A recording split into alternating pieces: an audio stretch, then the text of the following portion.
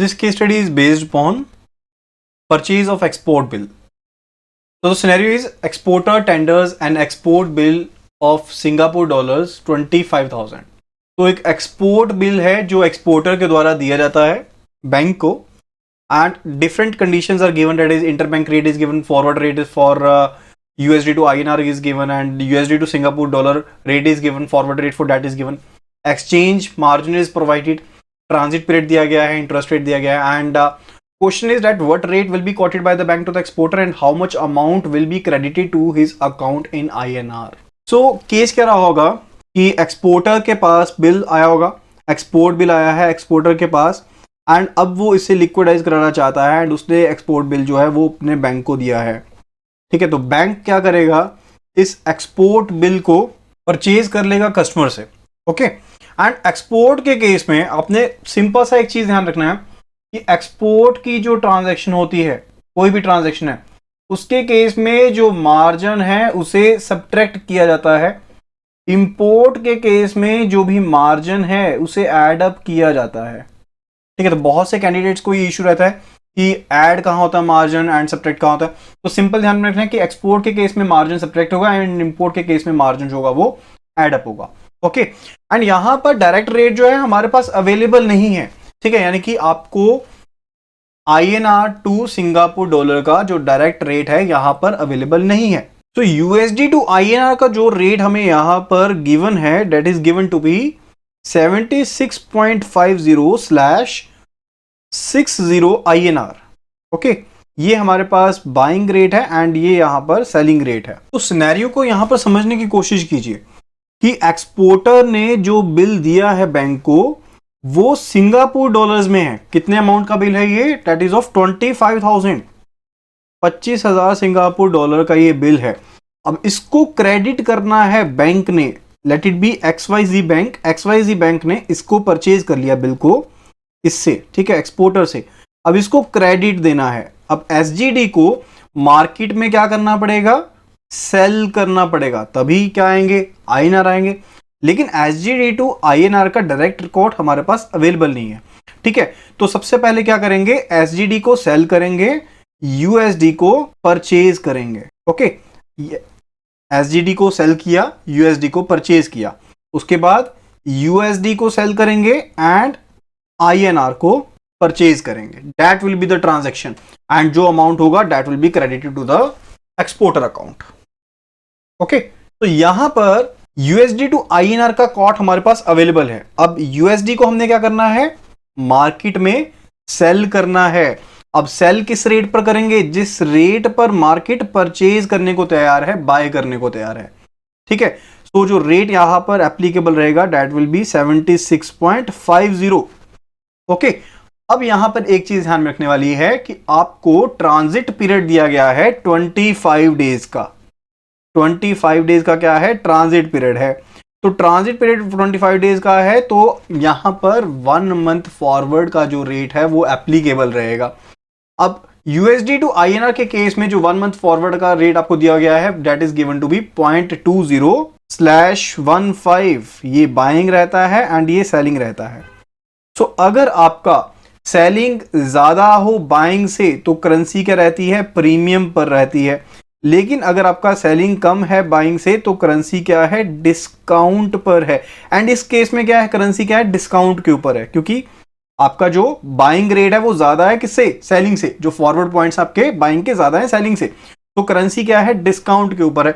Discount के case में जो 1 मंथ फॉरवर्ड है उसको हम क्या करेंगे, यहां पर सब्ट्रैक्ट करेंगे. तो कौन सा, बाइंग वाला देखना ना हमने, तो 0.20 को हम क्या करेंगे इस केस में, सब्ट्रैक्ट करेंगे. So that will B 76.30.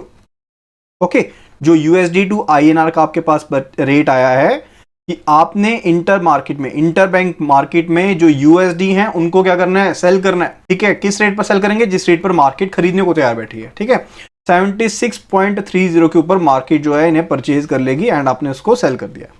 Okay, now the thing is कि जो USD आपने सेल करने थे वो किस तरह से आएंगे आपके पास, जब आप जो सिंगापुर डॉलर हैं उनको आप मार्केट में बेचेंगे. Okay, now USD to SGD rate is given to be 1.4335/55।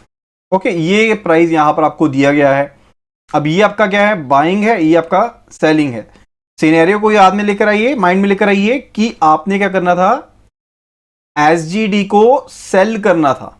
एसजीडी को क्या करना था, मार्केट में सेल करना था। इनवर्सली कहें तो यूएसडी को आपने परचेज करना था, क्योंकि क्वार्टर रेट किसके अकॉर्डिंग दिया गया है, यूएसडी के अकॉर्डिंग दिया गया ना। तो हम ये कह सकते हैं कि यूएसडी को हमने क्या करना था, परचेज करना था। एंड यूएसडी को आप किस रेट पर परचेज करेंगे, जिस रेट के ऊपर मार्केट उसे सेल करने को तैयार है। ओके, तो यानी कि आप 1.4355 रेट के ऊपर यूएसडी को क्या कर रहे हैं, यहां पर परचेज कर रहे हैं। ओके, एंड यहां पर भी जो मार्जिन है, हम इसे जो फॉरवर्ड पॉइंट्स है इन्हें सब्ट्रैक्ट या फिर ऐड करेंगे डिपेंडिंग अपॉन कि करेंसी प्रीमियम पर है या डिस्काउंट पर है। अब 1 मंथ फॉरवर्ड जो इसके लिए दिया गया है, that is given to be 0.200/300। तो ये आपके पास क्या है, बाइंग है, एंड ये आपके पास यहां पर क्या है, सेलिंग है। एंड इसके केस में क्या है, सेलिंग जो है ग्रेटर है बाइंग से। तो कहने का मतलब क्या है, करेंसी क्या है, प्रीमियम पर है। तो यहां पर जो सेलिंग फॉरवर्ड पॉइंट्स हैं वो यहां पर क्या किए जाएंगे, एड अप किए जाएंगे। ओके, सो 0.0300 को हम क्या करेंगे, यहां पर एड अप करेंगे, दैट इज 1.4655। ये आपके पास अमाउंट बन गया। ओके, तो यहां पर हम अमाउंट्स को ये ऊपर लिख लेते हैं। यानी कि जब आपने यूएसडी को मार्केट में सेल करना है 1 मंथ फॉरवर्ड के साथ, डिस्काउंट के साथ जो आपके पास प्राइस आया था, वो आपने कैलकुलेट किया 76.30। एंड जो आप यूएसडी को परचेज कर रहे हैं मार्केट में एसजीडी को सेल करने के बाद, वो प्राइस आपके पास कितना आ रहा है, 1.4655 एसजीडी। यहां पर आईएनआर है एंड दिस इज एसजीडी। कहने का मतलब क्या है कि जब आप एक एसजीडी को मार्केट में सेल करेंगे तो उसके बदले में आपको 1.4655 जो है सिंगापुर डॉलर्स के बदले में, एक एसजीडी के बदले में आपको 1.4655 यूएसडी मिलेंगे। ओके, एंड एक पॉइंट आपने अपने न्यूमेरिकल्स के लिए याद रखना है कि जो भी आपके पास मार्जिन है, इसको जब आप अपनी होम करेंसी में कन्वर्ट करते हैं उसके ऊपर आप अप्लाई करेंगे। ओके, लाइकवाइज यहां पर जो प्राइस अवेलेबल है हमारे पास 76.30 है। तो ये 76.30 के ऊपर जो मार्जिन रेट है इसे हम अप्लाई करेंगे। तो ये ट्रांजैक्शन क्या है, एक्सपोर्ट का ट्रांजैक्शन है, तो मार्जिन क्या होगा, सब्ट्रैक्ट होगा। Margin is given over here to be 0.10%। तो यहां पर मार्जिन को हमने सब्ट्रैक्ट करना है, 0.10% को हमने सब्ट्रैक्ट करना है।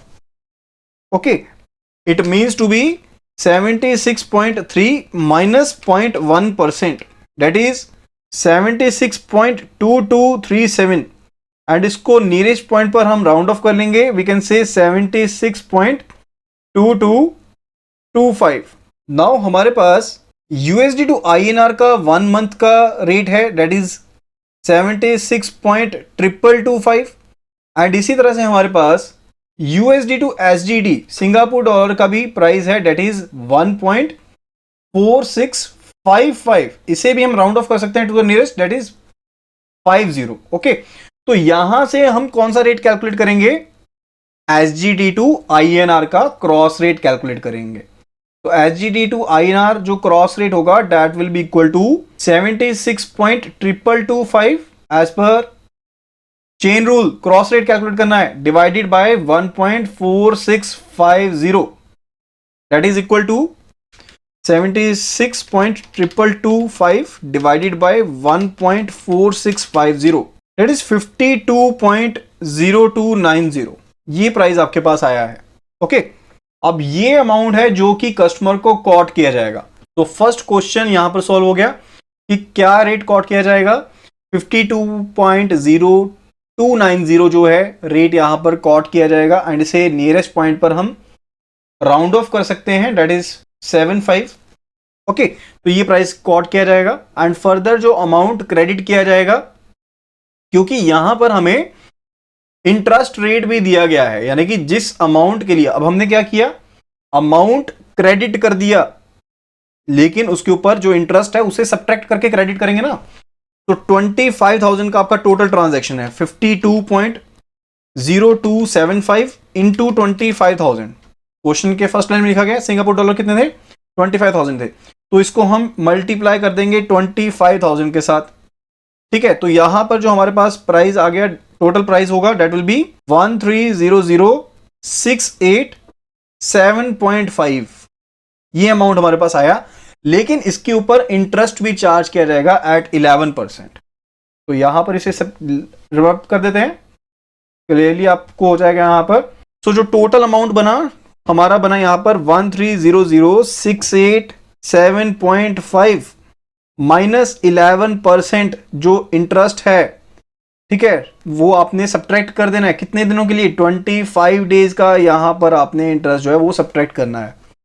तो उसका कैलकुलेशन कर लेंगे, इनटू 11% डिवाइडेड बाय 365। तो ये अपने पास आ गया, एक दिन का आ गया, इनटू 25 कर देंगे, that will be equal to 9799.7। तो इस अमाउंट को सब्ट्रैक्ट कर देंगे यहां पर।